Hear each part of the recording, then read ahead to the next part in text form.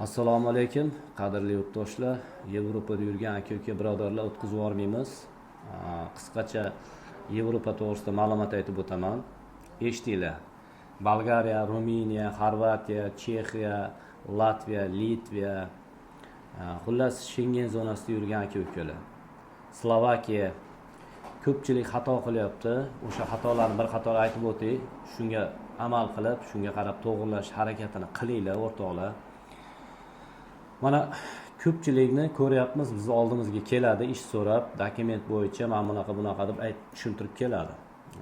Nima xato? Xatoliklarni aksariyati, deylik 70% ni xatosi Litvani 2 yillik vizasini olgan.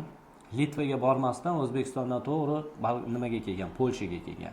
Deylik yoki Litvaga borib keyin bir oydan keyin Polshaga kelgan. Polshada yurib dokumentga topshirmayapti.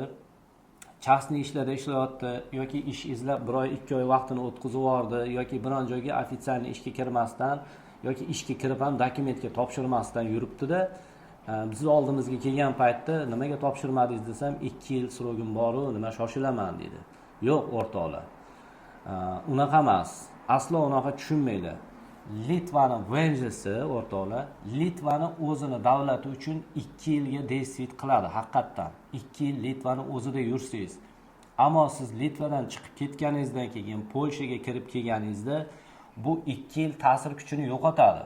Demak, sizda ma'lum bir muddat borki, Polshani dokumentiga topshirib qo'yishingiz kerak. Yoki ko'cha tomonlama pul berib topshirishingiz kerak, bironta yurist advokat topib, yo bo'lmasam ishxonaga joylashib, ishxona tomonidan dokumentga podacha qilib qo'yish kerak. Boshqa davlatlarga ham xuddi shu maslahatni beraman. Bolgariyadan keladigan odamlar, aka-ukalar, venji, bolgarskiy venji bilan kelyapsizmi? 1 yillik yoki 2 yillik, deylik, yo 3 yillik srogi bor. Siz o'ylamang, boshqa davlatda ham shu 3 yil, 2 yil yura olaman deb. Bolgariyani o'zi uchun o'shancha srogi desid qiladi, ya'ni ta'siri bor. Bolgariyadan chiqib ketdingizmi, qisqa fursatda kuydirib yuborishadi. Ya'ni bir hafta 10 kun bo'lishi mumkin, 15 kun yoki 30 kunda kuyib ketishi mumkin. Balkim omadingiz kelib 2-3 oy, 6 oygacha ham yurganlar bor kuymasdan bolgarskiy dokument. Bu omad. Lekin bunga riskovat qilib siz Polshada bemalol yurishingiz kerak emas. Keldingiz, srazi ishxonaga joylashib, ishxona tomonidan podacha qilib qo'yasiz. Schengen zonasida bitta polskiy vizadan tashqari yoki karta pobitasi bor odamlardan tashqari odamlar hamma aka-ukalarga maslahatim, boshqa davlatdan kirib keldingizmi, imkoniyati yo'q. Dokumentga topshirmasdan oylar davomida ishlab yurishingizni, nelegalni yurishingizni, dokumentga topshirmasdan bemalol yurishingizni imkoniyati yo'q. Nelegalni bo'lib qolasiz, keyin kech bo'ladi, topshira olmaysiz, hech qat qabul qilmaydi. O'shaning uchun o'z vaqtida e'tibor qaratinglar bu narsaga. Sizlarga tavsiyam shu.